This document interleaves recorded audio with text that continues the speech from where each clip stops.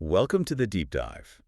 Today we're tackling, well, a really compelling story. It asks a pretty deep question, actually. What's the real cost, the human cost, of fighting for justice? Not just in court, but like inside yourselves, every single day. That's a heavy one. It is. And it brings us to this upcoming documentary, Enough. Right. So this film, our sources suggest it's not your typical legal doc. It's aiming for this really intimate, kind of raw look at civil rights attorney S. Lee Merritt. Yeah, focusing on his fight for justice for Black Americans, especially in these tragic police encounters. Exactly. It's supposed to show us Lee Merritt, the man, Yeah. beyond the headlines. And that's pretty much our mission today, isn't it? To really unpack this whole story. Yeah. We'll get into Merritt's own journey, the toll his work takes, which sounds pretty intense. And the filmmakers, too, right? The people actually bringing this story out there. Definitely. The directors, the production team, how they captured it all. It's about the cases, sure, but also the human engine behind it. For sure. And we've got some solid sources lined up, news announcements, filmmaker bios, stuff on Merritt's background. Good stuff. Hopefully we can pull out some surprising details for you, give you a shortcut to understanding this whole intersection of, well, social justice and documentary film. Sounds like a plan. Let's do it. Okay, so let's unpack S. Lee Merritt first. He's the central figure here. Right. American civil rights lawyer, activist. Seems like he's become a really prominent voice pretty quickly. He has. Born in South Central L.A. back in '83. Right, then moved to North Florida later on. Oh. And his education, that's pretty notable. Yeah, Morehouse College, graduated cum laude. A major HBCU, known for producing leaders. Exactly. And then Temple University for his law degree. So a solid foundation. But what's really fascinating, and it sounds like the film Enough really explores this, is how his early life kind of shaped everything. How so? Well, the sources really point to his grandmother, Janet Thompson. She took him in when he was young and didn't just provide care, but also like resources, connections, things that apparently really helped him get to Morehouse. Wow. So a really personal connection driving him. Yeah, it seems like it. That personal legacy. And family's still clearly huge for him. He's got 5 kids. Right. And his mom moved to Texas to be closer. Yeah, exactly. So that personal grounding, it seems like that's what fuels his professional fight, That makes sense. Yeah. And his career path wasn't exactly straightforward either, was it? No, not what you might expect. Before law school, he actually taught. Oh, yeah? In Camden, New Jersey, with Teach for America. Huh. Okay. Then after law school. He worked at some well-known firms like the Cochran firm, the Kell Drew Young, learned the ropes there. Got it. But then he started his own firm, the Merritt Law Firm. And that firm has a very specific focus based on what we read. Totally. It's laser focused on representing victims of police brutality, official corruption, corporate discrimination, hate crimes. And nationwide, right? From Philly. Yep. Nationwide. It's not just a general practice, it's really mission-driven. Clearly. And that mission, well, it's put him right in the middle of some huge, really emotionally charged cases recently. Cases lots of us recognize, unfortunately. Exactly. The sources mention DeAndre Harris from Charlottesville in 2017. Right. Jordan Edwards, the teenager killed in Balch Springs, also 2017. Atatiana Jefferson in Fort Worth, 2019. Saw it in her own home. Yeah. And Ahmaud Arbery, Brunswick, Georgia, 2020. That case just sparked global outrage. Absolutely. So he's not just a lawyer in these situations. No, definitely seems more like frontline activist, too. He's appeared before the National Black Caucus of state legislators. And he even ran for Texas Attorney General briefly. Yeah, back in 2021. Ran on a platform of, constitutional rights for everyone. It really shows the breadth of his commitment. No kidding. And he got recognized for this work pretty early on, too. Yeah, that's right. Back in 2017, the Route 100 list named him number 8. That's a big deal. Huge deal. They called him an emerging new leader in the fight for racial justice. Said he was standing on the front lines. Wow. That kind of recognition so early. It really says something about his impact. Definitely. Swift and profound. Okay, so with that background on Merritt, let's shift to the documentary itself. Enough. Right. Our sources are saying this film is trying to do something, well, different from just a legal drama. What's the angle? Yeah, this is where it gets really interesting, I think. It's not just recounting cases. Okay. It's billed as this raw, unfiltered dive into Lee Merritt, the man. So more personal. Much more personal. What's really striking is how it apparently confronts the sheer exhaustion he faces, Mental, physical, emotional. That takes a toll, I imagine. Immense. Yeah. And the film apparently highlights what sources call this epidemic of anxiety and depression that affects social justice lawyers. Wow, an epidemic. That's strong language. It is, but it points to this maybe hidden issue in the legal world. These lawyers are often understaffed, under-resourced. Carrying this huge weight. Exactly, the weight of injustice.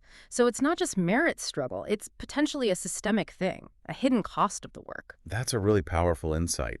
Given all that pressure and how sensitive his cases are, how did the filmmakers even get that kind of access? That's the million-dollar question, right?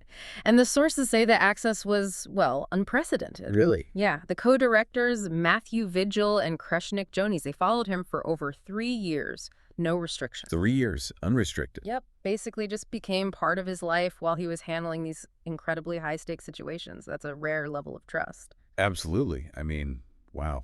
The directors themselves said, and this is a quote, "For more than 3 years, Lee allowed us to follow him without restrictions as he sought justice and tried to ensure a better future for his 5 children." That just raises a huge question, doesn't it? For you, listening. Yeah. Why would someone like Merritt agree to that? Such intense access during such a difficult time. It's a great question. And in the feeling you get from the sources is that both Merritt and the filmmakers saw this bigger purpose. Which was pure. Showing the full picture, the human side of the fight. By showing the vulnerability, the personal cost, it deepens everyone's understanding. Right. It's not just about facts and legal arguments then. Exactly. It becomes about resilience, sacrifice.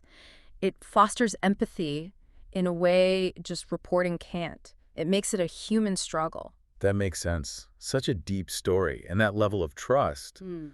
It must have required a really dedicated team behind the camera, too. Oh, for sure. And the sources really highlight the co-directors, Kreshnik Jonuzi and Matthew Vigil. Tell us about them. What did the sources say about their approach? Well, Kreshnik Jonuzi, he's an Albanian-American filmmaker based in New York, seems really committed to socially relevant documentaries. Okay. What's interesting is his background. He worked at NFL Films. NFL Films, that seems different. Right. But he was producing and editing long-form docs for HBO, ESPN, so high-level, rigorous storytelling. Ah, okay. Applying that to human stories. Exactly. And he just got named one of Doc NYC's 40 Under 40 this year, 2024, so he's definitely making waves. His company, Topneck Films, focuses on identity, justice, belonging. You see it in his other films like Triumph and Belonging. He brings that meticulous but also empathetic eye to enough. Got it. And Matthew Vigil. The sources called him a Swiss Army knife. Yeah, that paints a picture, doesn't it? He sounds like that hands-on problem-solving type you need in documentary work. Definitely. And his passion started early. Learned editing at 14. Wow. And by 21, he was already a cinematographer and producer on a $1 million feature.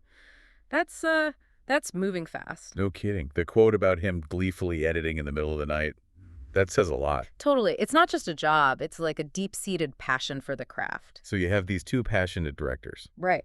And their dedication is being amplified by Cineflix Productions. They're an award-winning company. I think I know them. Didn't they do that Midnight Cowboy documentary? Desperate Souls, Dark City. Yeah, that's them. So getting them involved is a big deal for Enough. How did that partnership come about? Well, J.C. Mills, he's the president and head of content at Cineflix. He basically heard about the access Kreshnik and Matthew had. The 3 years, unrestricted. Exactly. And Mills said, again, quoting here, "When Kreshnik and Matthew told me about their incredible access to his life, basically a front row seat to his work, I knew we had to be a part of this moment." So Cineflix saw the potential immediately. It seems like it. It's not just about money. It's about giving the film a powerful platform, making sure it gets seen, giving it the visibility it deserves. Makes sense. And it's not just J.C. Mills, right? There are other experienced people involved from Cineflix. Yeah. The sources also mentioned Tanya Blake. She's an executive producer there. Okay. She actually returned to Cineflix fairly recently, February 2022, specifically to develop an EP compelling content like this. So it shows real backing from seasoned pros. Absolutely. A collective belief in the project. It means this really raw personal story is being handled with, top-level care and expertise. It's poised for significant impact. So wrapping this all up, what does this deep dive tell you, our listener, about what to expect from Enough? Well, I think... It seems like it's going to be much more than just, a legal show. Definitely. It sounds like a really profoundly human story. About legacy, family. Sacrifice. Huge sacrifice. Yeah, and just the sheer relentless strength you need to keep fighting for justice, day after day, when the odds feel stacked against you. It really offers this rare glimpse, doesn't it? Yeah. Into the personal toll. Stuff we don't normally see. Exactly. It moves past the public face to the private struggle. And it also shines a light on the dedication of the filmmakers. Right, the ones who believed in the story enough to commit years to it. That collaboration itself, the advocate and the storytellers, is pretty inspiring, a unique window into a crucial part of our justice system. So as you think about watching enough, maybe consider this question we started with. What does it really take? Yeah. What does it truly take to keep going? To keep showing up when that fight feels like this endless, exhausting marathon? And think about the unspoken sacrifices, too, not just for the person on the front lines, but for their families, everyone around them who helps sustain that fight year after year. It's a question that goes way beyond the movie screen, I think. For sure. And it sounds like Enough is ready to explore that with some real, unflinching honesty.